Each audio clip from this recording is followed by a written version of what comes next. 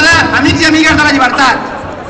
Estem avui aquí per recordar-li a Espanya que hi ha un poble en peu que no acceptarà les seves imposicions.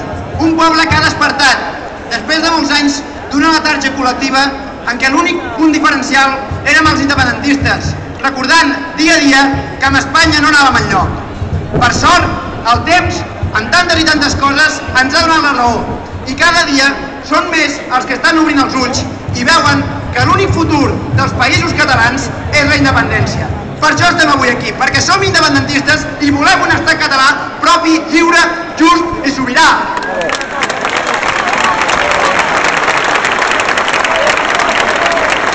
I que ens escoltin des d'Espanya.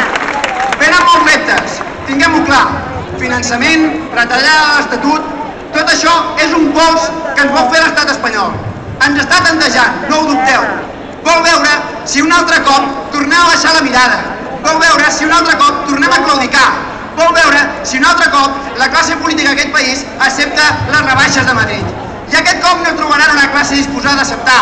No trobaran un poble que se'n passarà i callarà. Tot el contrari, aquest cop els aguantarem la mirada. Aquest cop no claudicarem. Aquest cop veuran als nostres ulls la flama de la llibertat i començaran a tenir por. Començaran a tenir por perquè finalment tot un poble s'haurà despertat. Ja no ens fa por el Tribunal Constitucional, no ens fa por la seva Constitució. La jovent independentista no l'hem votat aquesta Constitució i ni la reconeixem, ni l'acatem, ni la respectem. Tot el contrari, la combatem dia a dia perquè és una presó de pobles i és un text que ens impedeix la nostra llibertat.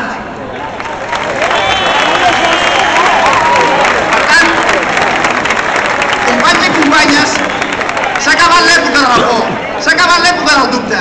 Mireu al vostre costat. Al vostre costat teniu altres companys i altres companyes de lluita que estarem junts en aquest camí. S'ha acabat el període de pensar què passarà si, què diran si, i si fem això tot s'ensorrarà. Tot el contrari. Ara sabem que el problema serà si no fem res. El problema serà si ens quedem quiets, si tornem a claudicar, perquè estarem llançant un missatge definitiu a Espanya.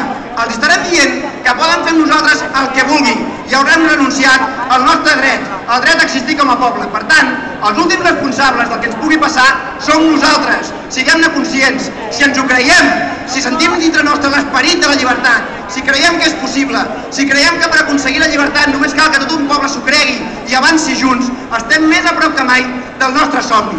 Per tant, no ens quedem només avui. L'11 de setembre és important, però que estem aquí treballant dia a dia, la resta de l'any, fins i tot els dies que els independentismes de cap de setmana se l'obliden i només estem nosaltres. I serem tot l'any, dia a dia, fins que aconseguim la llibertat. Visca la terra, visca la gent i visca els països catalans!